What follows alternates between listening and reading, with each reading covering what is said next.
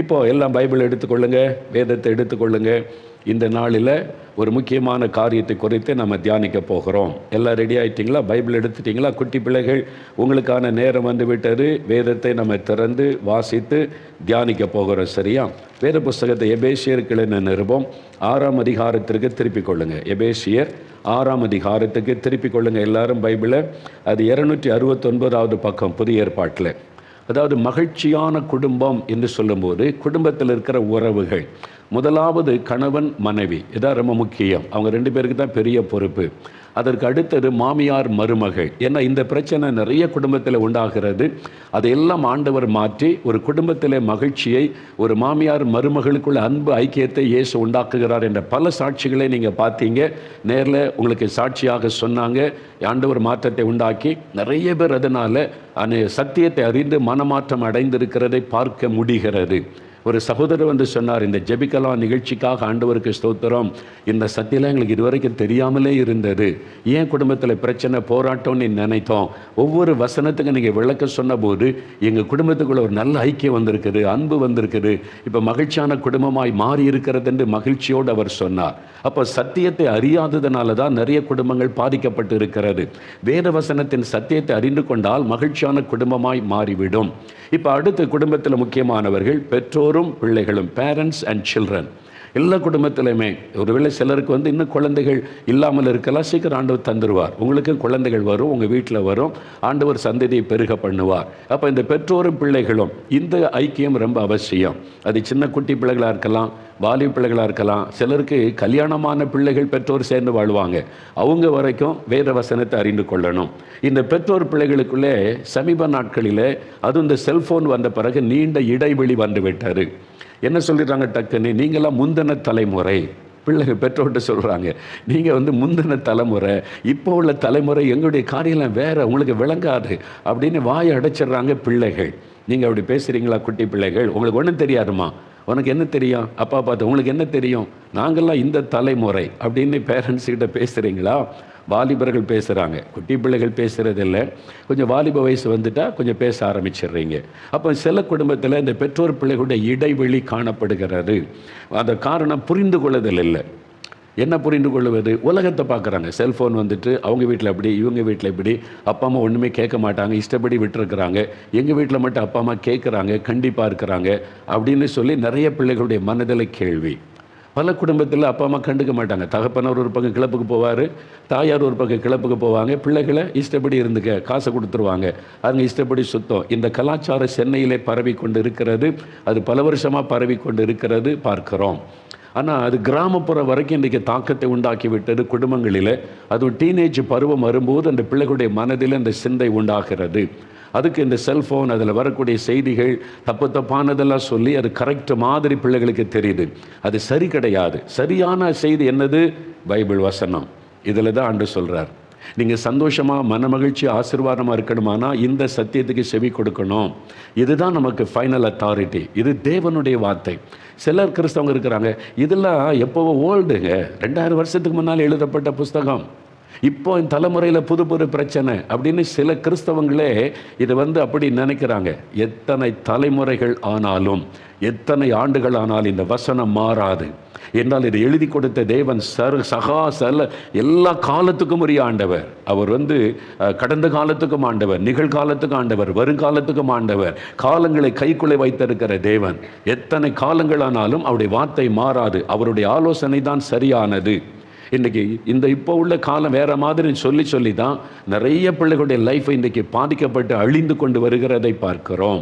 பாருங்கள், சின்ன பிள்ளைகள்லாம் மதுபானம் குடிக்கிறது, போதைகளை பயன்படுத்தி எல்லாமே செல்ஃபோன் வழியாக கற்றுக்கொண்டு வாழ்க்கை சீரழிந்து கொண்டு இருக்கிறது. எவனோ கூப்பிட்டானே போய் வீடியோ எடுத்து மாட்டிக்கொண்டு அப்புறம் கதறி எவ்வளோ வேதனையான சம்பவங்கள்லாம் நடந்து கொண்டு இருக்கிறது. அப்போது பிள்ளைகள் ரொம்ப கவனமாக இருக்க வேண்டிய காலம் இது. பெற்றோர் பிள்ளைகளை குறித்து ரொம்ப கவனம் செலுத்த வேண்டிய காலம். நமக்கு வந்து வேத வசனம் தான், வசனத்தை ஆதாரம் வச்சு தான் நம்ம வாழணும். அப்போ தான் அது ஆசீர்வாதம். சரி, அப்போ பிள்ளைகளுக்கு தான் முதல் செய்தி. பிள்ளைகள் தானே முதல்ல நீங்கள் அறிந்து கொண்டு, குட்டி பிள்ளைகள், டீனேஜ் பிள்ளைகள், பெரிய பிள்ளைகள், வாலிப பிள்ளைகள், நீங்கள் ஸ்கூலில் படித்தாலும் காலேஜில் படித்தாலும் படித்து முடித்து வேலை பார்த்துக்கிட்டு இருந்தாலும் நீங்கள் உங்கள் பெற்றோருக்கு பிள்ளைகள் தான். அப்போ நீங்கள் கவனமாக கேட்கணும். என்ன சொல்லப்பட்டிருக்கிற முதல்ல எபேசியர் 6 அதிகாரம் 1 வசனம் பாருங்கள். பிள்ளைகளே, உங்கள் பெற்றாருக்கு கர்த்தருக்குள் கீழ்ப்படியுங்கள், இது நியாயம். முதலாவது பிள்ளைகள் அறிந்து கொள்ளணும், I must obey my parents. நான் என் பெற்றோருக்கு கீழ்ப்படிய வேண்டும். இது ஆண்டவருடைய கட்டளை. இந்த கட்டளைக்கு நீங்கள் கீழ்ப்படிஞ்சாதான் தேவனுக்கு கீழ்ப்படுகிறீர்கள்னு அர்த்தம். இல்லை நான் இயேசுவை நேசிக்கிறேன், இயேசு என்ன சொன்னாலும் செய்வேன்னா, அவர் தான் சொல்லுகிறார் பெற்றோருக்கு கீழ்ப்படியுங்கள். முதலாவது உங்களுடைய இருதயத்தில் எப்போவுமே இருக்கணும், என்னுடைய பெற்றோருக்கு நான் கீழ்ப்படிய வேண்டும். இந்த சிந்தை நமக்குள்ளே இருக்கணும். கீழ்ப்படுகிற இருதயம். அம்மா சொல்லுவாங்க, மகனே இந்த இதை எடுத்துகிட்டு வந்திருப்பான்னா, நான் இப்போ தான் கார்ட்டூன் பார்த்துக்கிட்டு இருக்கேன், என்ன தான் போய் சொல்லுங்கள், அவளை போய் சொல்லுங்கள். அம்மாவுக்கு கீழ்ப்படுகிறதில்லை. அப்படி தானே? நீங்கள் தானே சொல்கிறீங்க அப்படி. அம்மா அப்பா அவங்க கிச்சனில் வேலை பார்த்துக்கிட்டே இருப்பாங்க, ஒரு சின்ன ஹெல்ப் செய்ய சொன்னால் கீழ்ப்படுகிறதில்லை. சரி மகன், நீ பெரிய பிள்ளை, கடையில் போய் இந்த பக்கத்து தெருவில் ஓடி போய் இந்த ஜாமான் வாங்கிட்டு அம்மா சமையல் பண்ணிகிட்டு இருக்கலாம், நான்லாம் போக முடியாது. நீ இதெல்லாம் முதல்ல வாங்கி வச்சுருக்க வேண்டியது தானே. நான் இப்போ தான் செல்ஃபோனில் இதெல்லாம் பார்த்துக்கிட்டு இருக்கேன், விளையாடிக்கிட்டு இருக்கிறேன். கீழ்ப்படியாமல் இருக்கீங்கள? இல்லை, அம்மாவுக்கே நீங்கள் போதானே செய்கிறீங்க. நீ முதல்ல வாங்கிட்டு வர வேண்டியது தானே, என்ன இருக்கு இப்போ டிஸ்டர்ப் பண்ணுற அப்படின்னு. ஒரு கீழ்ப்படுகிற இருதயம் அது இல்லைன்னா கர்த்தர் உங்களை ஆசீர்வதிக்க முடியாது. உங்களுடைய எதிர்காலம் ஆசீர்வாதமாக இருக்காது. ஏன்னா ஆண்டவருடைய கட்டளைக்கு நீங்கள் கீழ்ப்படியலையே. அப்போ ஆண்டவர் என்ன எதிர்பார்க்குற? பிள்ளைகளே, பெற்றோருக்கு கீழ்ப்படிங்க. உங்களுக்கு தான் நல்ல தாய் தகப்பனை தந்திருக்கிற அவங்களுக்கு கீழ்ப்படிங்க. இது முதலாவது மனசில் ஆழமாக பதித்து கொள்ளணும். நீதிமொழிகள் 23:22 பாருங்களேன். பைபிளில் நீதிமொழிகள் 23:22 அங்கே ஆண்டவருடைய வசனம் என்ன சொல்லுது பாருங்கள். ஆண்டவர் என்ன எழுதி வச்சிருக்கிறார்? 23:22 பாருங்கள். ஆண்டவர் என்ன எழுதி வச்சிருக்கிறப்பா, உன்னை பெற்ற தகப்பனுக்கு செவி கொடு, உன் தாய் வயது சென்றவள் ஆகும்போது அவளை அசட்டை பண்ணாதே. ஒரு தகப்பனார் ஒரு காரியம் சொன்னால் கவனமாக கேளு. ஒரு அப்பா அவங்களுக்கு நன்மைக்காக தானே சொல்லுவாங்க, மகனே இதை கேளுப்பா, மகளே இதை கேளுன்னு. அதெல்லாம் கேட்க முடியாது. உங்கள் காலெல்லாம் மதுரை இப்போ கிடையாது, எனக்கு தெரியும் எல்லாம் அப்பாங்க அப்படின்னு பேசக்கூடாது. ஒரு அப்பாவை, ஒரு தகப்பனை, ஒரு தாயாரை நீங்கள் அசட்டை பண்ணும்போது, கீழ்ப்படியாமல் நடக்கும்போது, அது தேவனுக்கு கீழ்ப்படியாமல் நடப்பது, அது தேவனை அவமானப்படுத்துவது, அது தேவனை துக்கப்படுத்துவது. அப்புறம் எப்படி கர்த்தர் உங்களை ஆசீர்வதிப்பார்னு நினைக்கிறீங்க? அப்போ எப்போவுமே மனதில் இருக்கணும், என் தகப்பனுடைய நான் செவி கொடுக்கணும். என் தாய் வயது சென்றவள் ஆகும்போது அசட்டை பண்ணக்கூடாது. வயதான தாயார் வீட்டில் இருக்காங்களா? கல்யாணமாகி உங்களுக்கு பிள்ளைகள் வந்துட்டு அவங்க பாட்டி ஆயிட்டாங்க, அசட்டை பண்ணுறீங்களா உங்கள் தாயாரை? தேவன் கவனித்து கொண்டு இருக்கிறார், செய்யக்கூடாது. அதனால் பெற்றோர் பிள்ளைகளை குறித்து பைபிள் அவ்வளோ அழகாக சொல்லப்பட்டிருக்கிறார். கொலைசியர் 3:20 பாருங்கள். கொலைசியர் 3:20 பாருங்கள். புதிய ஏற்பாட்டில் 277 பக்கத்தில் பாருங்கள் என்ன சொல்லப்பட்டிருக்குது. பிள்ளைகளே, உங்களை பெற்றாருக்கு எல்லா காரியத்திலும் கீழ்ப்படியுங்கள், இது கர்த்தருக்கு பிரியம். நீங்கள் பெற்றோருக்கு கீழ்ப்படிவது ஆண்டவருக்கு ரொம்ப பிரியமா பாருங்கள். ஆண்டவர் சொல்கிறார், என் பிள்ளைகளே உங்கள் பெற்றோருக்கு கீழ்ப்படிங்க, அம்மா சொல்கிறதுக்கு கீழ்ப்படிங்க, அப்பா சொன்ன கீழ்ப்படிங்க, அது எனக்கு ரொம்ப பிரியம் அப்படின்னு ஆண்டவர் சொல்கிறார். இயேசுவை பிரியப்படுத்தினா தானே நீங்கள் ஆசீர்வாதமாக இருக்க முடியும். யோசிங்க. இயேசுவை பிரியப்படுத்தலை, அவரை துக்கப்படுத்திட்டு ஆண்டவர் என்னை ஆசீர்வதிங்க, படிப்பில் ஆசீர்வதிங்க, மார்க்கு கொடுங்க, நான் அப்படி படிக்கணும் இப்படி படிக்கணும். ஆண்டவர் சொல்லுவார், நீ எனக்கு பிரியமாக நடக்கவே மாட்டேங்கிற. நான் என்ன ஆண்டவர் அப்படி நடக்கலை, ஜெபிக்கிறேனே, பைபிள் வாசிக்கிறேனே. நீ பைபிள் வாசிக்கிற, ஜெபிக்கிற, அப்பா அம்மாவுக்கு கீழ்ப்படுகிறியா? நான் எழுதி கொடுத்தல உன் பெற்றோருக்கு கீழ்ப்படியணும், அது எனக்கு பிரியன்னு எழுதி கொடுத்துருக்கிறல்ல, கீழ்ப்படுகிறியா? இயேசு வாழ்ந்து காண்பித்தார் பாருங்க. இயேசு கிறிஸ்து உங்களை மாதிரி சின்ன பிள்ளை இருக்கும் 12 வயசில் லூக்கா 2:51 பாருங்கள். பைபிளில் திருப்பங்க. லூக்கா 2:51 இயேசு கிறிஸ்து 12 வயது சிறுவனாக இருக்கும்போது என்ன செய்தார், எப்படி நடந்து கொண்டார் அப்படின்னு பைபிளில் இருக்கு பாருங்க. 51 பின்பு இயேசு அவர்களுடன், அதாவது 80வது பக்கம் புதிய ஏற்பாட்டில், பின்பு இயேசு அவர்களுடைய பெற்றோரோடு கூட போய் நாசரேத் ஊரில் சேர்ந்து அவர்களுக்கு, இயேசு தன்னுடைய பெற்றோருக்கு கீழ்ப்படிந்திருந்தார். சரிங்களா? கடவுள் மனிதனாய் வந்து வாழ்ந்து காண்பித்தார். நானே கீழ்ப்படிந்திருந்தேன் எங்கள் அப்பா அம்மாவுக்கு. என் உலக பிரகாரமாய் தகப்பன் யோசேப்பு, தாயார் மரியாள். அவர் வந்து மரியாள் மூலமாக தான் அவதரித்து வந்தார். அதனால் அவங்க தாயும் தகப்பனுமாக இருந்ததுனால கீழ்ப்படிந்திருந்தார்னு பைபிள் சொல்லுதில்ல. அப்போ இயேசுவின் சுபாவம் உங்களுக்குள்ளே இருக்கணும்ல. நீங்கள் கீழ்ப்படியாமல் நடந்தீங்கன்னா அது தேவனை துக்கப்படுத்தும். சரி, ரெண்டாவது ஆண்டவர் சொல்றார் பாருங்க. யாத்திராகமும் 20:12 பழைய ஏற்பாட்டில் பாருங்க. யாத்திராகமும் 20 அதிகாரத்தில் ஆண்டவர் 10 கற்பனை கொடுக்குறாருல, அந்த சமயத்தில் ஒரு காரியம் சொல்லார். யாத்திராகமும் 20 அதிகாரம் 12வது வசனம் பாருங்க. வசனம் என்ன சொல்லுது? உன் தேவன், அதாவது 95வது பக்கம் பழைய ஏற்பாட்டில், உன் தேவனாகிய கர்த்தர் உனக்கு கொடுக்கிற தேசத்திலே உன் நாட்கள் நீடித்திருப்பதற்கு உன் தகப்பனையும் தாயையும் கனம் பண்ணுவாயாக. Honour your father and mother. முதல்ல சொல்கிறார் ஒபே யுவர் பேரண்ட்ஸ். ரெண்டாவது சொல்கிறாரு ஹானர் யுவர் பேரண்ட்ஸ். அவங்கள நீ ஹானர் பண்ணணும், கனம் பண்ணணும், அப்போ தான் ஆயுசு நாட்கள் நீடித்திருக்கும் என்று ஆண்டவர் சொல்லுகிறார். இதை தான் பாருங்கள், நீங்கள் கொலைசியர் 6ஆம் அதிகாரம் எடுத்துக்கொள்ளுங்க. கொலைசியர் எபேசியர் 6ஆம் அதிகாரம். எபேசியர் எடுத்துட்டிங்களா? எபேசியர் 6ஆம் அதிகாரம் முதல் பாரு 269வது பக்கம் 2-3 வசனம் பாருங்கள். உனக்கு நன்மை உண்டாயிருப்பதற்கும் பூமியிலே உன் வாழ்நாள் நீடித்திருப்பதற்கும் உன் தகப்பனையும் தாயையும் கனம் பண்ணுவாயாக என்பதை வாக்குத்தத்தமுள்ள முதலாம் கற்பனையாயிருக்கிறது என்று ஆண்டவர் சொல்கிறார் பாருங்க. பார்த்துட்டிங்களா? எபேசியர் 6ஆம் அதிகாரம் 2-3 வசனம். குட்டி பிள்ளைகள் பைபிளை திருப்பி பாருங்க. ஏசப்பா அவங்ககிட்ட தான் பேசுகிறாங்க. குட்டி பிள்ளைகளா, பெரிய பிள்ளைகளா, வாலி பிள்ளைகளா, கவனிங்க. உனக்கு நன்மை உண்டாயிருப்பதற்கு, நீ ஆரோக்கியமாக இருக்கணும், சுகமாக இருக்கணும், நல்லா படிக்கணும், வெற்றி பெறணும், உயர்த்தப்படணும், வேலையில் ஆசீர்வாதமாக இருக்கணும், நன்மையான ஆசீர்வாதம் உனக்கு வேணும் என்றால், ரெண்டாவது பூமியிலே உன் ஆயுசு நாட்கள் நீடித்திருப்பதற்கு, நீடி ஆயுள் உனக்கு உண்டாயிருப்பதற்கு உன் தகப்பனையும் உன் தாயையும் கனம் பண்ணுவாயாக. அவளை கனவீனம் பண்ணக்கூடாது. அவங்களுடைய வார்த்தைக்கு நீங்கள் செவி கொடுக்கலன்னா கனவீனப்படுத்துறீங்கன்னு அர்த்தம். உங்கள் அம்மாவை கனப்படுத்துகிறேன்னு என்னது? அவங்க ஒன்று சொன்னால் உடனே நீங்கள் செய்வது. எதிர்த்து பேசி அவங்கள்ட்ட வாக்குவாதம் பண்ணி அவங்களுடைய மனதை துக்கப்படுத்தாதபடி, சரி அம்மா, சரி மம்மி, நான் செய்கிறேன் அப்படின்னு செய்வது தான் பாருங்கள் பெற்றோர் கனம் பண்ணுவது. கனம் பண்ணுவது, நீங்கள் கீழ்ப்படிந்து அவங்க சொல்றதை கேட்டு கவனிக்கிறது. நீதிமொழிகள் 6ஆம் அதிகாரம் 30ஆம் வசனம் பாருங்கள். நீதிமொழிகள் 6ஆம் அதிகாரம் 30ஆம் வசனம். பைபிளை திருப்புங்க. கொஞ்சம் வசனத்தை பார்க்கணும். நிறைய பேர் வசனமே பார்க்கறது இல்லை. வசனத்தில் என்ன சொல்லியிருக்குது, ஆண்டவர் என்ன சொல்லிக்கான்னு நினைக்காம உலக மக்களை போல நம்ம வாழ நினைக்கிறோம். அதனால தான் நிறைய பிள்ளைகளுடைய லைஃப்பில் ஆசீர்வாதமே இல்லாமல் போய்விடுகிறது. நீதிமொழிகள் 6ஆம் அதிகாரம் 30ஆம் வசனம் பாருங்கள். வசனம் என்ன சொல்லுது?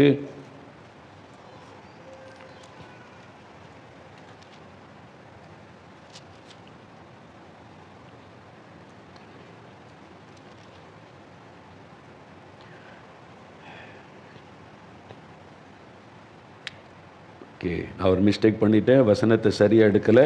ஒரு வசனம் சொல்லி, தகப்பன் அந்த கற்பனையை நீ தள்ளக்கூடாது, தாயின் போதகத்தை தள்ளாதே. அது அந்த வசனத்தில் சொல்லப்பட்டு, தகப்பனுடைய போதகத்தை நீ தள்ளக்கூடாது. தாய் உனக்கு ஒரு போதனை பண்ணும்போது அதை தள்ளக்கூடாது. தகப்பன் ஒரு காரியத்தை சொன்னால் கவனமாக கேட்கணும் அப்படின்னு தான் வேதத்தில் சொல்லியிருக்கிறது. நீதிமொழிகள் 6ஆம் அதிகாரம் 20வது வசனம் பாருங்கள். நீதிமொழி 6:20 பாருங்கள். என் மகனே, உன் தகப்பன் கற்பனையை காத்துக்கொள், உன் தாயின் போதகத்தை தள்ளாதே. வாசிக்க, நான் 30ன்னு சொல்லிட்டேன். 20வது வசனம். அந்த வசனத்தெல்லாம் பிள்ளைகள் குறித்து கொள்ளுங்க. வசனம் என்ன சொல்லுது பாருங்க. என் மகனே, உன் தகப்பன் கற்பனையை காத்துக்கொள், உன் தாயின் போதகத்தை தள்ளாதே அப்படி சொல்லப்படுது. இதான் அவங்களை கனப்படுத்துவது, பெற்றோரை கனப்படுத்துவது. அப்போ அவங்களுடைய வார்த்தைக்கு செவி கொடுப்பார். அவங்க வார்த்தைக்கு செவி கொடுக்கறது அவங்களை கனப்படுத்துறதுக்கான அர்த்தம். பெற்றோரை கனப்படுத்துறதுன்னா பாருங்கள், நான் ஒரு சமயம் ஒரு மகளை எனக்கு தெரியும். நான் ஊழியத்துக்கு போயிருக்கும்போது அங்கே வீட்டில் தங்கி இருக்கிறேன். அவள் இப்போ சின்ன பிள்ளை, ஸ்கூலில் படிக்கிற ஒரு சிறு பெண். அப்புறம் சில வருஷம் கழிந்தது, அவள் படித்து முடித்து என்ஜினியரிங்லாம் முடித்து ஐடி கம்பெனியில் வேலை செய்கிறாள். அப்போ அந்த மகளை நான் பார்க்க நேர்ந்தது. அப்போ நான் அவள்கிட்ட பேசிக்கிட்டு, ஐடி கம்பெனியில் பெங்களூரில் வேலை செய்து நிறைய சம்பளம், நல்ல சம்பளம், ஒரு பெரிய ஐடி கம்பெனியில் நல்ல வேலையில் அந்த மகள் இருக்கிறாள். அப்போ அவள்கிட்ட பேசும்போது சொன்னால், அங்கே நான் ஒரு எக்ஸாம் எழுத போகிறேன், அதுக்காக ஜாப் பண்ணி கொள்ளுங்கள் என்று சொன்னாள். நீ படித்து முடித்து ஐடி கம்பெனியில் வேலை பார்க்குற, என்ஜினியரிங் முடித்தாச்சு, இப்போ என்ன எக்ஸாம் எழுத போகிறேன்னு கேட்டேன். என்ன சொன்ன தெரியுமா? பிஎட் எழுத போகிறேன். இந்த டீச்சர்ஸ் எழுதுவாங்களே பிஎட், அந்த பிஎட் எக்ஸாம் எழுத போகிறேன்னா எனக்கு விளங்கவே இல்லை. நீ படித்து முடித்து ஐடி கம்பெனியில் வேலை பார்க்குற, இவ்வளோ சம்பளம் வாங்குற, நீ எதுக்கு பிஎட் எழுத போகிற அப்படின்னு சொல்லி கேட்டேன். அது என்ன சொன்ன தெரியுமா? நான் சின்ன பிள்ளையாக இருக்கும்போது எங்கள் அம்மா டீச்சர், நானும் ஒரு டீச்சராக பணி செய்யணும் தான் எனக்கு ஆசை. டீச்சராக படிக்கணும், பிஎட் முடிக்கணும், எம்எட் முடிக்கணும், பிள்ளைகளுக்கு பாடம் சொல்லி கொடுக்குற அந்த வேலை செய்யணும் எனக்கு ரொம்ப விருப்பம். அப்புறம் எப்படி நான் ஐடி கம்பெனிக்குள்ளே போனேன்? இன்ஜினியரிங் படித்தேன். எங்கள் அப்பாவுடைய விருப்பம், நான் என்ஜினியரிங் முடித்து ஐடி கம்பெனியில் வேலை பார்க்கணும், எங்கள் அப்பாவுடைய விருப்பம். ஏன் விருப்பம், நான் டீச்சர் ட்ரைனிங் முடித்து டீச்சராக வேலை செய்யணும், நீ பிஎட் முடிக்கணும், எம்எட் முடிக்கணும். நீ எங்கள் அப்பாவுக்கு என்ன விருப்பம்னா, நான் வந்து ஐடி கம்பெனியில் வேலை பார்க்கணும், இன்ஜினியரிங் படிக்கணும், எங்கள் அப்பாவுடைய விருப்பம். அவங்க விருப்பத்தை நிறைவேற்றுவதற்கு நான் வந்து என் விருப்பத்தை ஒதுக்கி வச்சுட்டு நான் படித்து இன்றைக்கி எங்கள் அப்பா விருப்பப்படி ஐடி கம்பெனியில் வேலை பார்க்குறேன், சம்பாதிக்கிறேன். ஒரு தகப்பனை கனப்படுத்துகிற விதம். அந்த மகளுக்கு அதில் விருப்பம் இல்லாட்டா கூட எங்கள் அப்பா விரும்புகிறாங்க, எங்கள் அப்பாவை எங்கள் அப்பாவுடைய வார்த்தைக்கு நான் செவி கொடுக்கணும், அவங்கள சந்தோஷப்படுத்தணும்னு சொல்லி தன் விருப்பத்தை அவள் ஒதுக்கி வச்சுட்டு தகப்பனுடைய விருப்பத்தை நிறைவேற்றி இப்போ பிஎட் எக்ஸாம் எழுதுகிறார். தன்னுடைய விருப்பத்தின்படி பிஎட் எக்ஸாம் எழுதுகிறாள். இப்போ என்ன நடந்தது தெரியுமா? அந்த மகளுக்கு திருமணமாகி அமெரிக்காவில் செட்டில் ஆகிட்டாங்க. நல்ல கணவர், அன்பான கணவர், நல்ல குழந்தை. அவர் சொல்லிட்டாரு, நீ வேலையே செய்ய வேண்டாம், வீட்டில் இரு, நான் சம்பாதிக்கிறதை போது குழந்தைய பார்த்துக்க. அப்போ நேரம் நிறையா இருக்குது. என்ன பண்ணலான்னா, கவர்மெண்ட் அமெரிக்க அரசாங்கம் இருக்கிற அந்த ஸ்டேட்டில் குழந்தைகளுக்கு உதவி செய்கிற ஒரு நல்ல பணி இருக்கிறது. ஃப்ரீயாக வந்து வாலண்டியராக ஒர்க் பண்ணலான்னா நிறைய போய் உதவி செய்கிறார் கவர்மெண்ட் மூலமாக அங்கே உள்ள குழந்தைகளுக்கு. பாருங்கள், இன்றைக்கி ஆசீர்வாதமாக கர்த்தர் வச்சிருக்கிற அந்த ஃபேமிலியே ஒரு பிளஸ்ஸிங்காக இருக்குது. அந்த மகளை பார்க்கும்போதெல்லாம் சந்தோஷமாய் மகிழ்ச்சியாக இருப்பதை பார்க்க முடிகிறது. ஏன்? தன் தகப்பனை கனம் பண்ணினதுனால. பிள்ளைகளை அறிந்து கொள்ளணும். என் விருப்பம்தான், நான் சொல்கிறபடி தான், எனக்கு இந்த செல்ஃபோன் தான், நான் இப்படி தான் பண்ணி சண்டை போட்டு தாய் தகப்பனுடைய உள்ளத்தை காயப்படுத்திடக்கூடாது. நீங்கள் அவங்கள கனப்படுத்தணும். நீ சொல்கிறபடிலாம் செய்ய முடியாது. மூஞ்சில் அடித்த மாதிரி தாயை தகப்பனை பேசிட்டு நீங்கள் அவங்கள துக்கப்படுத்தக்கூடாது. அது தேவனை துக்கப்படுத்துகிற விஷயம். அதனால தான் நீங்கள் கனம் பண்ணணும் பெற்றோரை என்று வசனம் சொல்லுகிறது. சரியா? கனப்படுத்தணும். நான் வந்து மரணப்படுக்கையிலேருந்து இயேசு என்னை காப்பாற்றிட்டார். நான் வந்து முதல்ல ஊழியத்துக்கு அழைச்ச போது நான் சென்னையில் போய் வேலை பார்த்துக்கிட்டு இருந்தேன். வேலை பார்த்தேன், உண்மையில் ஒரு கம்பெனியில் வேலை பார்த்தேன் நான். அப்போ எங்கள் அம்மாவுக்கு சொன்னேன், நம்ம வேலை கிடச்சிட்டு வேலை நேரம் போகலாம் ஊழியம் செய்கிறேன் அப்படின்னு சொன்னேன். அவங்களுக்கு ரொம்ப சந்தோஷம். எப்படி? அவங்களுக்கு வந்து மொழி நேர ஊழியம் அதை பற்றிலாம் தெரியாது. அப்போ அவங்க இந்துவாக தான் இருந்தாங்க. இயேசு மேலே அன்பு விசுவாசம்லாம் இருந்துச்சு. நான் ஊழியத்துக்கு போகிறேன்னு அவங்களுக்கு அதெல்லாம் விருப்பம் இல்லை. வேலை பார்த்து சம்பாதிச்சுட்டு ஊழியம் செய். நான் ஒரு வேலை பார்த்தப்போ அவங்களுக்கு சந்தோஷம். ஆனால் கர்த்தர் என்னை அழைச்சிட்டா, நீ வேலையை விட்டுட்டு என் ஊழியத்துக்கு வான்னு சொல்லி. ஆண்டவருக்கு கீழ்ப்படிஞ்சு நான் வேலையை ரிசைன் பண்ணிவிட்டு மொழி நேர ஊழியத்துக்கு அர்ப்பணிச்சிட்டேன். எங்கள் அம்மாவுக்கு தெரியப்படுத்திட்டேன், நான் வேலையை விட்டுட்டேன், நான் மொழி நேரமாக ஊழியத்துக்கு போகிறேன், கர்த்தர் அழைச்சிட்டாருன்னு. அவங்க ஊரில் இருந்தாங்க, கிராமத்தில். அவங்களுக்கு ரொம்ப துக்கமாகி போச்சு. நீ வேலை பார்த்து சம்பாதிச்சு வீட்டுக்கு ஹெல்ப்பார் பண்ணி பார்த்தா வேலையை விட்டுட்டு ஊழியம் செய்ய போகிறேன்ற அப்படின்னு அவங்களுக்கு அது விருப்பமே இல்லை. ரொம்ப துக்கமாகி விட்டார்.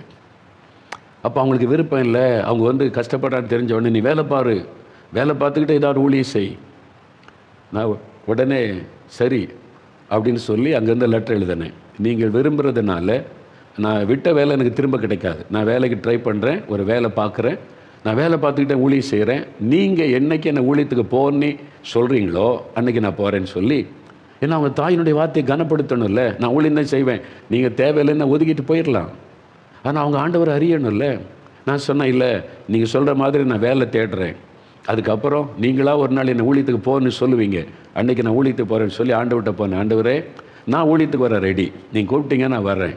ஆனால் எங்கள் அம்மாவுக்கு அது விளங்கலை. நீங்கள் அவங்கள புரிய வச்சு அவங்க சம்மதத்தோடு நான் ஊழியத்துக்கு வரணும். நீங்கள் போய் பேசுங்க எங்கள் அம்மாட்ட, நான் ரெடியாக இருக்கிறேன் அப்படின்னு சொல்லிட்டேன். நான் ஒரு மாதம் கூட ஆகலை. திடீர்னு எனக்கு ஒரு சிக்னஸ் வந்து ரொம்ப கஷ்டப்பட்டேன். நான் இருந்த வீட்டிலேருந்து தெரியப்படுத்திட்டாங்க, உங்கள் மகன் வந்து கொஞ்சம் சிக்னஸ் ஆகி ஆஸ்பத்திரியில் இருக்காங்க, வாங்க அப்படின்னு. எங்கள் அம்மா உடனே புறப்பட்டு வந்துட்டாங்க. நான் ஆஸ்பத்திரியில் இருந்தேன்னா வந்து என்னை பார்த்துட்டு என்னை என்னென்னு பார்த்த உடனே சொன்ன முதல் வார்த்தை, நீ ஊழியத்துக்கு போ. நான் தடை பண்ணலை. அவங்களுக்கு தெரிஞ்சிட்டு நம்ம தடுக்கிறதுனால ஆண்டவர் ஏதோ செய்கிறாரு அப்படின்னு எங்கள் அம்மாவுக்கு புரிஞ்சிட்டு, அதனால உடனே சொன்னான், இப்போ ஊழியத்துக்கு போ, முழு மனதோடு நான் ஊழியத்துக்கு அனுப்புகிறேன், நீ ஊழியம் செய். அதனால் எங்கள் அம்மாவுக்கு என் மேலே ஒரு அன்பு. அவங்களுடைய வார்த்தையை கனப்படுத்துகிறோம்ல. நீங்கள் சொல்லலாம் செய்ய முடியாது, நான் இஷ்டப்படி நான் ஊழியத்துக்கு தான் போவேன் அப்படிலாம் சொல்லி நான் முரண்டு பிடிச்சிருந்தா அவங்க இயேசுவின் அந்த காரியத்தை அவங்க அறிஞ்சிருக்க முடியாது. அவங்களுக்கு தெரியாதுல்ல, கிறிஸ்தவம் கிடையாது. கிறிஸ்தவங்களாக இருந்தால் சண்டை போட்டு பார்த்துருக்கலாம், நான் ஊழியத்துக்கு அழைச்சிட்டார், ஊழியத்துக்கு போகிறேன்னு சொல்லிட்டு. அப்போ தாய் தகப்பனை கனம் பண்ணுறதுன்னா அவங்களுடைய வார்த்தைக்கு நம்ம செவி கொடுக்கணும். நம்ம விருப்பத்தையே நிறைவேற்ற பிரயாசப்படக்கூடாது, அவங்க சொல்கிறதே நம்ம கவனிக்கணும். சிலர் அப்பா அம்மா ஆலோசனை கொடுத்தாலே பிடிக்காது, அவங்க என்ன சொன்னாலும் பிடிக்காது, உடனே மூஞ்சில் அடித்த மாதிரி பேசிடுவார். அப்படி செய்யக்கூடாது. பிள்ளைகள் அவங்களுக்குள்ள ஒரு ஆசை இருக்குல்ல, உங்களை குறித்து எவ்வளோ நேசிக்கிறாங்க, உங்களை வளர்த்து ஆளாக்குறதுக்கு எவ்வளோ பிரயாசப்பட்டிருக்கிறாங்க. அப்போ பிள்ளைகளை குறித்து அவங்களுக்கு ஒரு எதிர்பார்ப்பு இருக்குல்ல, என் பிள்ளை இந்த மாதிரி வரணும்னு சொல்லி அந்த ஆசையை சொல்லும்போது நீ ஏன் அதை விளங்கி கொள்ளக்கூடாது? அவங்கள கனப்படுத்தணும். நீ எடுத்தெறிஞ்சு பேசக்கூடாது. உனக்கு ஒன்றும் தெரியாது, அதெல்லாம் முடியாது, நீ மூஞ்சில் அடித்த மாதிரி பேசக்கூடாது. அது தாயினுடைய உள்ளத்தை காயப்படுத்தும், உங்கள் தகப்பனுடைய உள்ளத்தை காயப்படுத்தும். அதனால் அவங்கள கனம் பண்ணணும். மூன்றாவது ஒரு காரியம் என்னென்னா, பெற்றோரை புரிந்து கொள்ளுங்கள். Understand your parents. நிறைய பிள்ளைகள் என்ன சொல்லுவாங்க தெரியுமா? எங்கள் அப்பா அம்மா என்னை புரிஞ்சிக்கவே மாட்டேங்கிறாங்க. அவங்க அந்த போன தலைமுறை, இப்போ உள்ளது ஒன்றும் புரிய மாட்டேங்குது. ஒரு சமயம் ஒரு பையன் சொல்கிறாங்க, அப்பா அம்மா என்னை புரிஞ்சிக்கவே மாட்டேங்கிறாங்க அங்கிள், இப்படி சொல்கிறாங்க அப்படி சொல்கிறாங்க, புரிஞ்சிக்கவே மாட்டேங்கிறாங்க. நான் சொன்னேன், ஓகே சொல்லி முடிச்சுட்டு, ஆமாம் நீ ஏன் உங்கள் பெற்றோரை புரிந்து கொள்ளக்கூடாதுன்னு கேட்டேன். உங்கள் அப்பா அம்மா உன்னை புரிந்து கொள்ளணும்னு அவ்வளோ சீரியஸாக பேசுகிறல்ல, நீ ஏன் உங்கள் அப்பா அம்மாவை புரிந்து கொள்ளக்கூடாது? என்ன சொல்கிறீங்க அங்கிள்னா? அவங்க தானே உன்னை பெற்று உன்னை வளர்த்து ஆளாக்கி கொண்டு வர எவ்வளோ கஷ்டப்பட்டிருப்பாங்க. யோசித்து பார். குழந்தையாக இருக்கும்போது உனக்கு காய்ச்சல் வந்துடக்கூடாது, சளி பிடிச்சிடக்கூடாது, ஒரு சின்ன காய்ச்சல் வந்தால் ராத்திரியெல்லாம் விழிச்சிருந்து உனக்கு மருந்து கொடுத்து உனக்காக ஜெபம் பண்ணி உனக்காக பிரயாசப்பட்டு வளர்த்து கொண்டு வந்த பெற்றோர் அவங்க கஷ்டப்பட்டு வேலை செய்கிறாங்க உன்னை படிக்க வைக்கிறதற்கு. கடன் வாங்கியாவது என் பிள்ளைய படிக்க வைக்கணும்னு முயற்சி பண்ணுறாங்க. உங்கள்கிட்ட அந்த கஷ்டத்தை சொல்லுவதில்லை. அவங்க கடன் வாங்குறதையோ கஷ்டப்படுவதையோ உன்கிட்ட சொல்லாமல் உன்னை படிக்க வைக்கிறாங்க. ஏன் நீ அவங்கள புரிந்து கொள்ளக்கூடாது? அவங்க அன்பை ஏன் நீ புரிந்து கொள்ளக்கூடாது? ஒன்று அவங்க புரிந்து கொள்ளணும்னு நீ எதிர்பார்க்குறியே, உன் பெற்றோரை அவங்க சைடில் உட்காந்து பாரு. ஒரு தாய் தகப்பனை அவங்க பக்கமாக உட்காந்து யோசித்து பாரு. ஏன் நீ அதை புரிந்து கொள்ளக்கூடாது? எங்கள் அப்பா கண்டிக்கிறாங்க, எங்கள் அம்மா திட்டுறாங்க, எங்கள் அப்பா கண்டிப்பாக இருக்கிறாங்கன்னு சொல்கிறீங்கல்ல, என்ன காரணம்? அவங்க கண்டிப்பாக இருந்தாலே எங்கள் அப்பாவுக்கு என் மேலே அன்பு இல்லை, எங்கள் அம்மாவுக்கு என் மேலே அன்பே இல்லை அப்படின்னு டக்குன்னு பிள்ளைகள் நீங்கள் முடிவு பண்ணி சொல்லிடுறீங்க. எங்கள் அம்மாவுக்கு என் மேலே அன்பே இல்லை அங்கிள், எங்கள் அப்பாவுக்கெல்லாம் அன்பே இல்லை. ஒவ்வொருத்தர் வீட்டில் எப்படி அன்பாக இருக்கிறாங்க, ஒன்றுமே கேட்காம சும்மா இருந்தால் அன்பாக இருக்காங்கன்னு அர்த்தம். கொஞ்சம் கண்டிப்பாக இருந்தால் அன்பே இல்லை அப்படின்னு நினைக்கிறோம். ஆனால் அவங்க ஏன் கண்டிப்பாக இருக்காங்க தெரியுமா? குட்டி பிள்ளைகள், பெரிய பிள்ளைகள், டீனேஜ் வாலிபர்கள், உங்கள் அப்பா அம்மா ஏன் கண்டிப்பாக இருக்காங்கன்னு உங்களுக்கு தெரியுமா? என்னைக்காவது யோசித்து பார்த்தீங்களா? உங்களை காயப்படுத்தணும், உங்களை குற்றப்படுத்தணும், உங்களை வேதனைப்படுத்தணும் என்பதற்கு அல்ல. உங்கள் மேலே இருக்கிற அன்பு, உங்கள் மேலே இருக்கிற அன்புனால தான் கண்டிப்பாக இருக்கிறாங்க.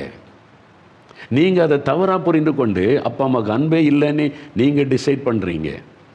இல்லை, நீங்கள் அவங்கள புரிந்து கொள்ளுங்க. ஏன்னா அவங்களுடைய எதிர்காலத்தை குறித்து உங்களுக்கு அக்கறை இருக்கிறது.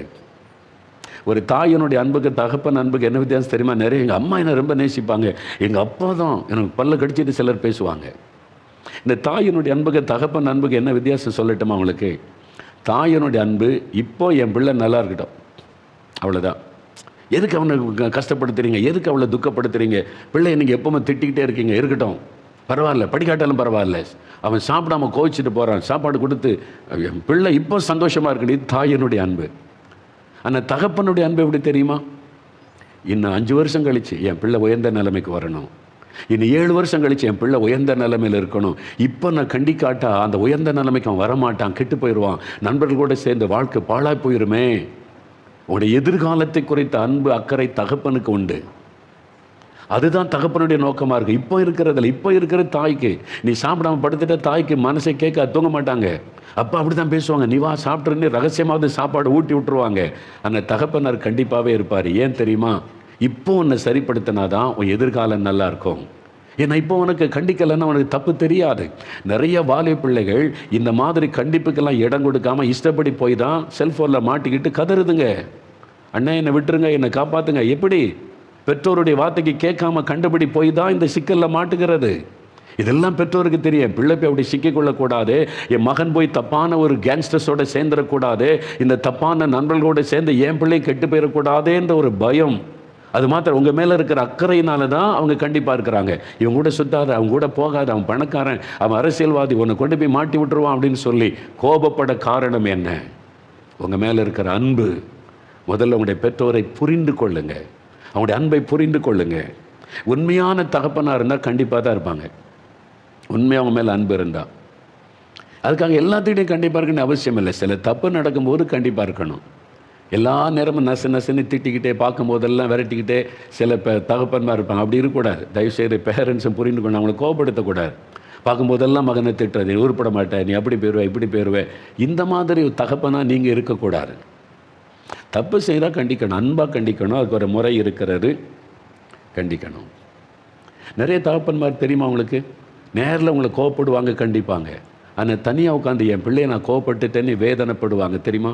ஒரு தகப்பன் சொன்னார், மார்க் எடுக்கலை, லிஸ்ட்டை பார்த்தா ஸ்கூல் மார்க்கு அவர் கொண்டு வந்தால் மார்க் எடுக்கலை, ஃபெயிலு. கோவத்தில் அடி ஓங்கி அடிச்சிட்டார் மகனை. தாயார் பதறி போயிட்டாங்க, எதுக்கு பையன் மேலே கை வைக்கிறீங்க, மார்க் எடுக்கலை பாரு, படிக்கலை பாரு, இப்படி இருந்தாக்கி அவனுடைய எதிர்காலம் பாதிக்கப்படுமே. தகப்பனாருக்கு கோபம். இப்போ அப்பா அடிச்சிட்டாங்க, நீ சாப்பிடவே இல்லை. அவன் போய் நான் சாப்பாட வேண்டான்னு போய் படுத்துட்டான். அந்த தகப்பனார் என்ன பண்ணார் தெரியுமா? அவன் தூங்கின பிறகு அவன் படுக்க பக்கத்தில் போய் அவனை பார்த்து அழுதார். இதுதான் தகப்பனுடைய அன்பு. என் பிள்ளையை நான் அடிச்சிட்டனே. மகனுக்கு தெரியாது, அவர் வருத்தப்படுவார். நீ தகப்பன் அடிக்கிற மாதிரி நடந்து கொண்டியே, அதை நீ யோசித்து பார்க்கணும்ல. ஒரு பிள்ளையாக எங்கள் அப்பா என்னை சந்தோஷமாக வைத்து கொள்ளுகிற மாதிரி நான் நடந்து கொள்ளணும். அவங்கள ஏன் நீ புரிந்து கொள்ளக்கூடாது? புரிந்து கொள்ளணும். எபிரேயர் 12ஆம் அதிகாரம் 7-9 வசனம் பாருங்களேன். பைபிளை திருப்புங்க. எபிரேயருக்கு எழுதின நிருபம் 12ஆம் அதிகாரம் எடுங்க, 7வது வசனம் பாருங்க. முதல்ல, நீங்கள் சிட்சையை சகிக்கிறவர்களாக இருந்தால், 310வது பக்கம் புதிய ஏற்பாட்டில், நீங்கள் சிட்சையை சகிக்கிறவர்களாக இருந்தால் தேவன் உங்களை புத்திரராக எண்ணி நடத்துகிறார். தகப்பன் சிட்சியாத புத்திரன் உண்டோ? தகப்பன்னா பிள்ளையை சிட்சித்து தான் வளர்க்கணும்னு பைபிளில் இருக்குது. ஆண்டவரே நம்மை சிட்சிப்பார். என்னை எத்தனை முறை சிட்சித்திருக்கிறார் தெரியுமா? அவர் தகப்பன் தான், அன்பாக பேசுவார், தோளில் கை போட்டு நம்மளை அழைச்சிட்டு போவார். அதே சமயத்தில் தப்பு பண்ணிட்டா கடிந்து கொள்வார், சிட்சிப்பார். அவர் தான் தகப்பன். ஆண்டவர் நம்மை சிட்சிப்பார். நம்ம என்ன பண்ணாலும் விட்டுட்டு பார்த்துட்டு சும்மா இருக்க மாட்டார், கோவப்படுவார். ஏன் இப்படி நடக்கிற, ஏன் இப்படி பேசுகிற? ஆண்டவர் நம்மை சிட்சிக்கிற தேவன். ஒரு தகப்பனாக இருந்தால் பிள்ளைகளை சிட்சித்து தான் வளர்க்க வேண்டும் என்று பைபிள் இருக்குது. தகப்பன் சிட்சியாத புத்திரன் உண்டோ என்று பார்க்கிறோம். இந்த சிட்சை நமக்கு கஷ்டமாக தான் தெரியும். அடுத்த வசனம் பாருங்களேன், 11வது வசனம் பாருங்கள். 11வது வசனம் நீங்கள் பாருங்கள். 9வது வசனம் வாசித்துட்டு 11வது வசனம் பாருங்கள். அன்றியும் நம்முடைய சரீரத்தின் தகப்பன்மார்கள் நம்மை சிட்சிக்கும் போது அவர்களுக்கு நாம் அஞ்சி நடந்திருக்க. அப்பா சிட்சிக்கிறாங்க, அடிக்கிறாங்க, அப்பா தண்டனை கொடுக்குறாங்கன்னா பயந்து நடப்போம் இல்லை? தகப்பன் வந்துட்டா நாம் பிழைக்கத்தக்கதாக ஆவிகளின் பிதாவுக்கு வெகு அதிகமாய் அடங்கி நடக்க வேண்டும் அல்லவா? அதே மாதிரி ஆண்டவர் நம்முடைய தகப்பன் நம்ம பயபக்தியோடு அடங்கி நடக்கணும் அப்படின்னு வசனம் சொல்லுது. இப்போ 11வது வசனம் பாருங்க. எந்த சிட்சையும், ஆண்டவர் கொடுக்குற அடி, தகப்பனார் சிட்சித்து அடி கொடுத்து மண்டையில் கொட்டி நம்ம சிட்சிக்கும் போது தற்காலத்தில் சந்தோஷமாய் காணாமல் துக்கமாய் காணும். எங்கள் அப்பா அடிக்கிறாங்க, எங்கள் அப்பா கொட்டுறாங்க, எங்கள் அப்பா இப்படி திட்டி என்னை இப்படிலாம் பண்ணுறாங்க, இப்போ நமக்கு துக்கமாகத்தான் தெரியும். ஆகிலும் பிற்காலத்தில் அதில் பழகினவர்களுக்கு அது நீதியாகிய சமாதான பலனை தரும். பிற்காலத்தில் தான் அதனுடைய பலனை பார்ப்பீங்க. தெரியுமா உங்களுக்கு? ஒரு சகோதரர் சொன்னார், பெரிய ஆஃபீஸர் அவர் ஃபோர்ட்டில், இந்த கடல் கரையில் கப்பல் வர அந்த ஃபோர்ட் இருக்கிற அதில் பெரிய ஆஃபீஸர். அவரை சந்திக்க என்னை கூட்டிகிட்டு போய் ஒரு ரூமெல்லாம் காமிச்சார். பெரிய ஒரு ஆஃபீஸ், அவருக்கு பெரிய ஆஃபீஸராக உயர்ந்திருக்கிறார். அவர்கிட்ட பேசி கொண்டிருக்கும்போது சொன்னார், பிரதர், நான் இந்த உயர்ந்த நிலைமைக்கு வர காரணம் எங்கள் அப்பா ரொம்ப கண்டிப்பானவர். பைபிள் வாசிக்கிறது, ஜெபிக்கிறது, சர்ச்சுக்கு போகிறது, ஒழுக்கமாக நடக்க ரொம்ப கண்டிப்பானவர். தப்பு பண்ணால் கொட்டுவார், தலையில் ஓங்கி கொட்டுவார். அது மாதிரி சில சமயம் அடி கொடுத்துருவார், பரம்பு வச்சு காலில் அடி கொடுத்துருவார். அப்போல்லாம் எனக்கு ஏன் இப்படி ஒரு அப்பா அப்படின்னு நான் நினச்சிருக்கேன் அந்த நாட்களில். ஆனால் இப்போ நான் நினைக்கிறேன், இப்படி ஒரு தகப்பனாரை எனக்கு ஆண்டவர் தந்ததற்காக ஸ்தோத்திரம். அவர் அப்படி என்னை கண்டித்து வளர்த்ததுனால தான் இன்றைக்கி ஒரு பெரிய ஆஃபீஸராக இருக்கிறேன்.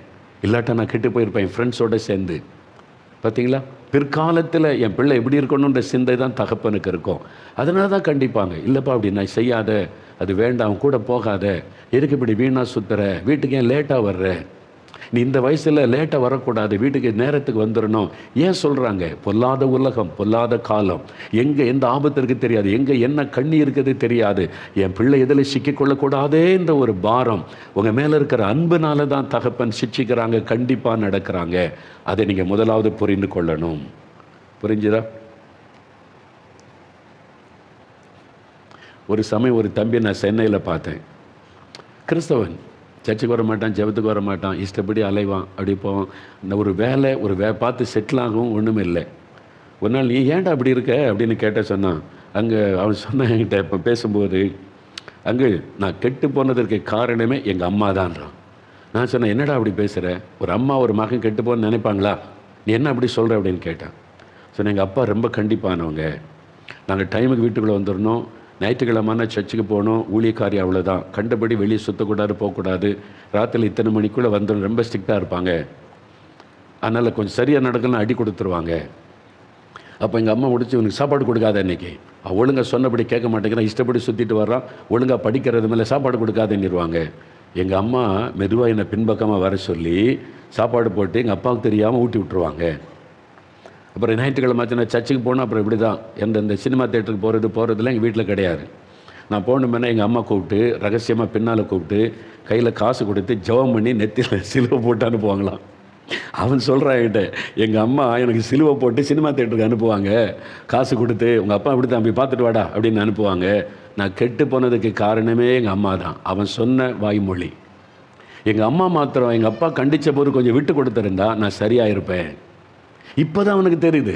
பார்த்தீங்களா, நிறைய பிள்ளைகள் பிற்காலத்தில் தான் அவங்களுக்கு தெரியும், எங்கள் அம்மா கண்டிப்பாக இருந்தது நல்லது, எங்கள் அப்பா கண்டிப்பாக இருந்தது நல்லது, அதனால தான் நான் ஒழுக்கமான ஒரு பிள்ளையாக வளர்ந்துருக்கிறேன். அப்போ தான் தெரியும். இப்போது என்ன டிஃப்ரென்ஸோட விளையாட விட மாட்டேங்கிறாங்க, டிவி பார்க்க விட மாட்டேங்கிறாங்க, செல்ஃபோன். யார் உங்களை பார்க்க வேண்டாம்னு சொன்னால்? அரை மணி நேரம் பாரு, 4 மணி நேரம் 5 மணி நேரம் டிவி மூலம் வந்தால் எந்த பெற்றோர் சும்மா இருப்பாங்க? ஒரு செல்ஃபோனில் நீ ஒரு சின்ன பிள்ளைகள் விளையாட்டு பார்க்குறனா ஒரு அரை மணி நேரம் விளையாடு. நீ உட்காந்து மணிக்கணக்காக விளையாட்டிக்கிட்டு இந்த நடுராத்திரி வரைக்கும் எந்த பெற்றோர் சம்மதிப்பாங்க? யோசி. தப்பு தானே நீ பண்ணுறது. அப்புறம் அப்பா கண்டிக்கிறாங்க, அப்பா திட்டுறாங்க, அம்மா திட்டுறாங்கன்னு என்ன அர்த்தம்? நீ நல்லா இருக்கிறதுக்கு தான் அவங்க கோவப்படுறாங்க. அவங்கள புரிந்து கொள்ளணும். உங்களுடைய பெற்றோரை நீங்கள் புரிந்து கொள்ளணும். ஒரு நாள் அவங்கள வேதனைப்படுத்தாதுங்க. ஒருவேளை நீ புரிந்து கொள்ளாமல் அவங்கள திட்டி கேவலப்படுத்தியிருந்தால் போய் ஒப்புரவாகி மன்னிப்பு கேட்டு நீ சரியாகி கொள்ளணும். சரியா? அது ரொம்ப முக்கியம். நீ மன்னிப்பு கேட்டு சரிப்படுத்தி கொள்ளணும். அப்போ கர்த்தர் உன்னை ஆசீர்வதிப்பார். அதனால் பிள்ளைகள் பெற்றோருக்கு என்ன பண்ண? கீழ்ப்படியணும், கனப்படுத்தணும், பெற்றோரை புரிந்து கொள்ளணும். அவங்க எவ்வளோ கஷ்டப்பட்டு தியாகத்தோடு உங்களை படிக்க வச்சு உங்களை ஆளாக்குவதற்கு முயற்சி பண்ணுறாங்க. நீங்கள் இப்போ இருக்கிறத நினைக்கக்கூடாது, பிற்காலத்தில் எப்படி வரணும்னு அவங்க செயல்படுறாங்க என்பதை நீங்கள் அறிந்து கொள்ளணும். 4வது ஒரு காரியம், நீங்கள் பெற்றோருக்கு உதவி செய்யணும். Help your parents. நீங்கள் உதவி செய்கிறீங்களா? பெண் பிள்ளைகள் அம்மாவுக்கு உதவியாக இருக்கணும், பையங்க அப்பாவுக்கு உதவியாக இருக்கணும். இல்லை, அவங்களுக்கு என்ன உதவி தேவை? உங்கள் அப்பா சைக்கிள் வச்சுருக்கான்னு வச்சுக்கொள்ளுங்க, பைக் வச்சுருக்குறாங்க, அல்லது ஆஃபீஸ் போவாங்க வருவாங்க, டைமே இருக்காது அவங்களுக்கு. நீ சொல்லலாம், அப்பா நான் அந்த பைக்கை தொடச்சி வைக்கட்டுமா? செஞ்சு பாருங்கள், அப்பாவுக்கு எவ்வளோ சந்தோஷம் தெரியுமா? அவங்களே உட்காந்து சைக்கிளை துடைப்பாங்க, அவங்களே உட்காந்து பைக்கை துடைப்பாங்க. நீ இப்போ உதவி செய்யலாம்ல. அம்மா சொல்லுவோம், அம்மா அப்பா கொஞ்சம் ஹெல்ப் பண்ணு, இப்போது இந்த பைக் கொஞ்சம் தொடச்சி கொடு, இந்த காரை தொடச்சி கொடு, இந்த சைக்கிளை நான் எது போகணும்? நான் இப்போ படித்து அப்போ தான் ரொம்ப சின்சியராக படிக்கிறாராம். நடிக்கிறது நம்ம யோசித்து பாரு, ஏமாத்துறல, செல்ஃபோன் வச்சு உருட்டிக்கிட்டே இருக்கிறது. உதவி செய்யலாம்ல அவங்க அப்பாவுக்கு, அவங்க எவ்வளோ சந்தோஷப்படுவாங்க. அம்மா கூடுவாங்க, கொஞ்சம் இந்த காய்கறி வெட்டி கொடு மகளே. நான்லாம் வர முடியாது, கிச்சன் பக்கமே அப்பா போகக்கூடாதுன்னு சொல்லியிருக்காங்க. அதில் வேறு அப்பாவை சேர்த்துக்கிடுவாங்க, கிச்சன் பக்கமே போகாத அப்படி, அதில் அம்மா பார்த்துக்குவான்னு சொல்லியிருக்காங்க அப்பான்னு சொல்லி. அம்மாவுக்கு உதவி செய்யலாம்ல. அவங்களுக்கு சமையலாக பண்ண சொல்கிறாங்க, ஒரு காய்கறி நறுக்கி கொடுக்கலாம், ஒரு அரை மணி நேரம் உதவி செய்யலாம்ல. ஒரு சின்ன உதவி, இந்த பிளேட்டை கழுவி வையுமா, இந்த இதை கொஞ்சம் கட் பண்ணி கொடுமா, நான் ஏன் செய்யக்கூடாது? நீங்கள் என்ன பண்ணுறீங்கன்னா பிள்ளைகள் அதுவும் 10th 11th 12th நான் படிக்கணும் எக்ஸாம். ஏன்னா அந்த டைமில் தான் அவங்கள வேலை வாங்குவாங்க. மற்றபடி நீங்கள் சின்ன பிள்ளைகள் கொஞ்சம் 9th 10th அப்படி வரும்போது அப்போ சொல்ல எக்ஸாம், நான் படிக்கணும்னு சொல்லி கிச்சன் பக்கமே போக மாட்டேன், நான் வேலையே செய்ய மாட்டேன், ஒன்லி படிப்பேன்னு. படிக்காட்டாலும் படிக்கிற மாதிரி புக்கை வச்சு நடிச்சுக்கிட்டே காலத்தை போய்க்கிடுவோம். சரி, எக்ஸாம் முடிஞ்ச பிறகு பிள்ளைகள் உதவி செய்வாங்கன்னு பெற்றோர் பார்த்தா, எக்ஸாம் முடிஞ்ச உடனே சொல்கிறது, அப்பா நான் ரொம்ப படித்து களைப்பாயிட்டேன், அதனால் நான் வேலை செய்ய மாட்டேன். முதல்ல நான் படிக்கணும், அதனால் வேலை செய்ய மாட்டேன். எக்ஸாம் முடிஞ்சாச்சுல, கொஞ்சம் அம்மாவுக்கு ஹெல்ப் பண்ணு, அப்பாவுக்கு ஹெல்ப் பண்ணுன்னா, கஷ்டப்பட்டு இவ்வளோ நாள் படித்து ரொம்ப டயர்ட் ஆகிட்டேன், இனிமேல் வேலை செய்கிற கூட ரெஸ்ட்டு சொல்கிறீங்களா? நீங்கள் என்னடா அது நான் சொல்கிறதெல்லாம் அங்கிள் சொல்கிறாங்களே அப்படின்னு பார்க்குறீங்களா? எத்தனை பேரை பார்க்குறோம் நாங்கள்.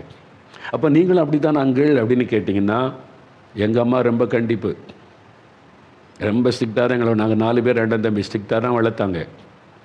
எனக்கு விவரம் தெரிஞ்ச நாள் எங்கள் ஷர்ட்டை கூட நாங்கள் தான் துவைக்கணும்.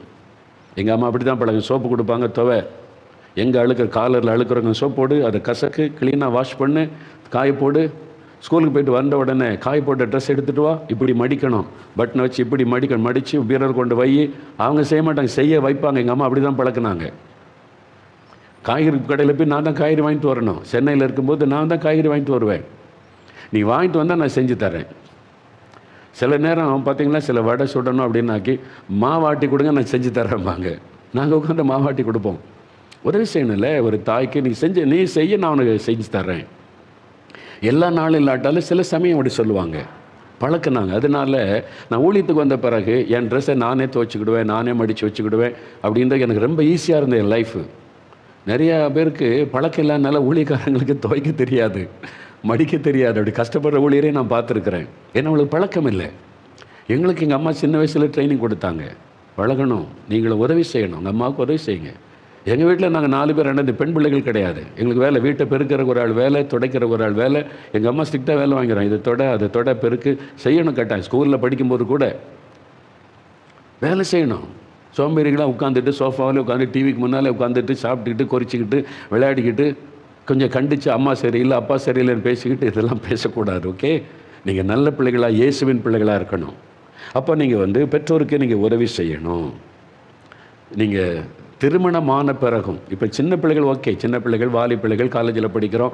நிறைய பேர் நான் பார்த்துருக்கேன், அம்மாக்கிட்ட போய் எங்கள் அம்மாவை நான் ரொம்ப ஃப்ரெண்டு மாதிரி, அதனால் ரொம்ப உட்காந்து சமையல் பண்ணும்போது நான் ஹெல்ப் பண்ணிக்கிட்டே போய் ரொம்ப பேசுவோம். எனக்கு எங்கள் அம்மா நான் ரொம்ப பிடிக்கும், ரொம்ப உட்காந்து பேசுவேன். நான் எங்கள் அம்மா ஃப்ரெண்டு மாதிரி உட்காந்து பேசுவோம். அது மாதிரி நான் பழகிட்டேன். நான் ஊழியத்துக்கு வந்த பிறகு தான் ரொம்ப கஷ்டப்பட்டேன். நான் பல இடத்துக்கு ஊழியத்துக்கு போயிடுவேன்ல. அப்போ ஆண்டவர் சொன்னார், உங்கள் அம்மா மேலே இவ்வளோ அளவு கடந்து அன்பு வைக்கக்கூடாது, நீ ஒரு ஊழியக்காரன், எல்லாரையும் போல தான் நீ நேசிக்கணும் அப்படின்னு ஆண்டவர் கற்றுக் கொடுத்தார்.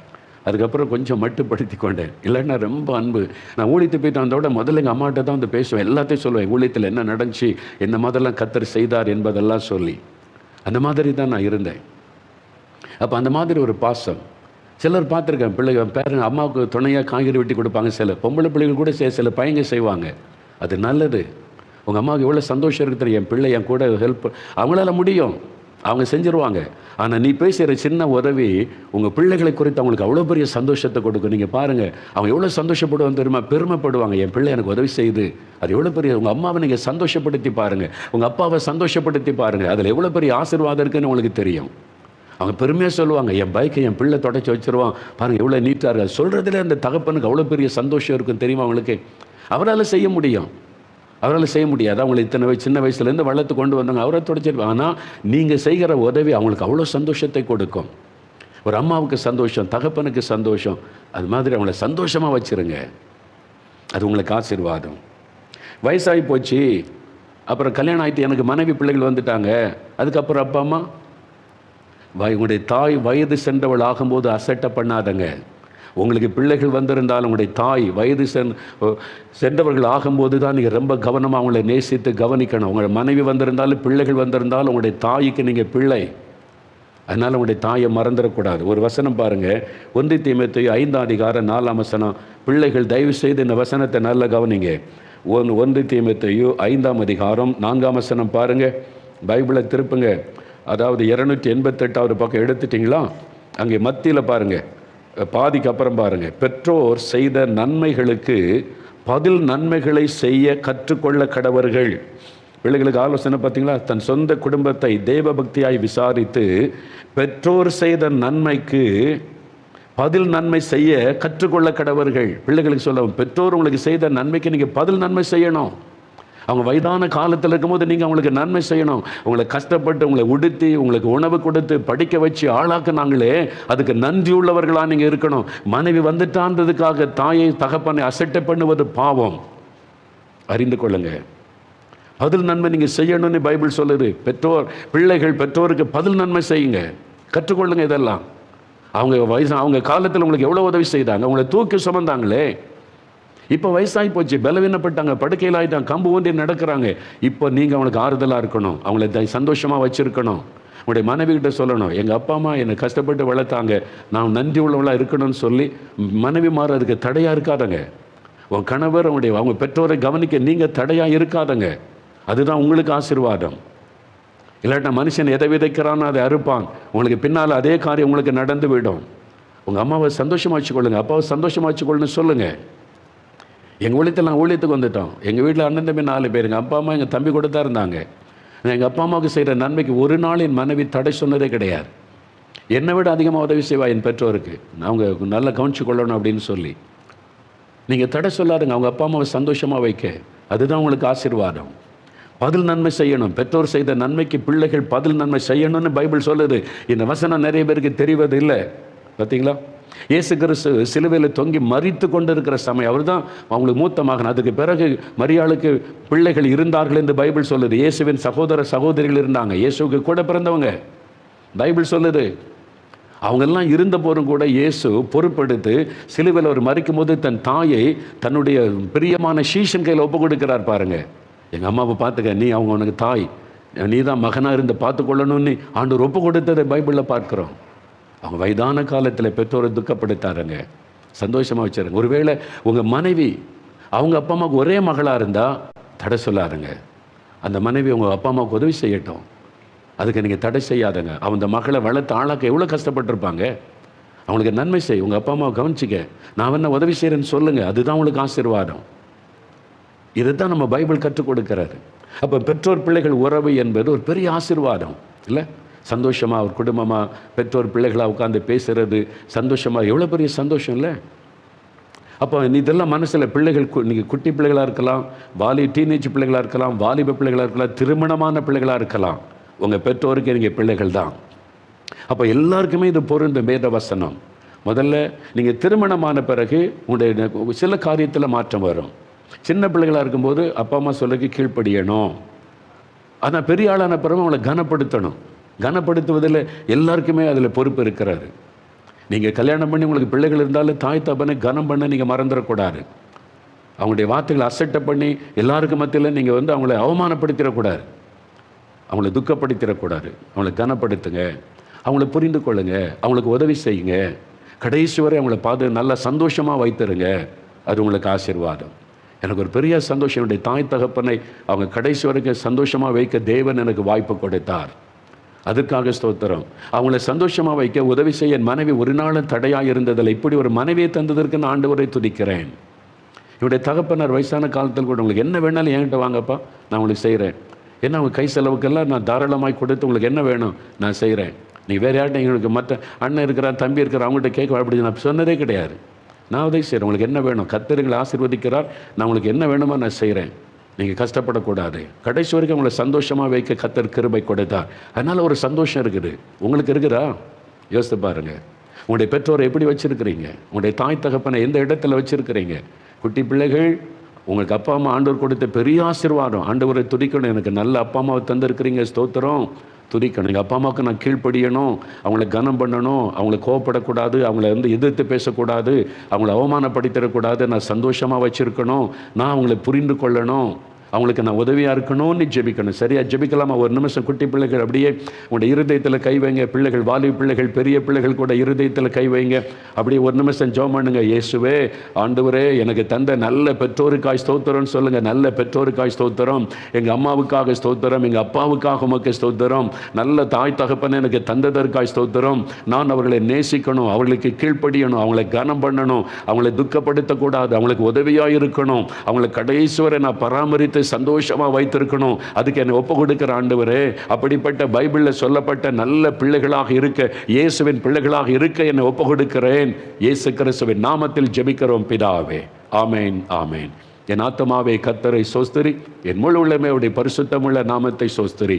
என் ஆத்துமாவே கர்த்தரை சோஸ்திரி, அவர் செய்த சகல உபகாரங்களை மறவாதே. ஆமேன், ஆமேன்.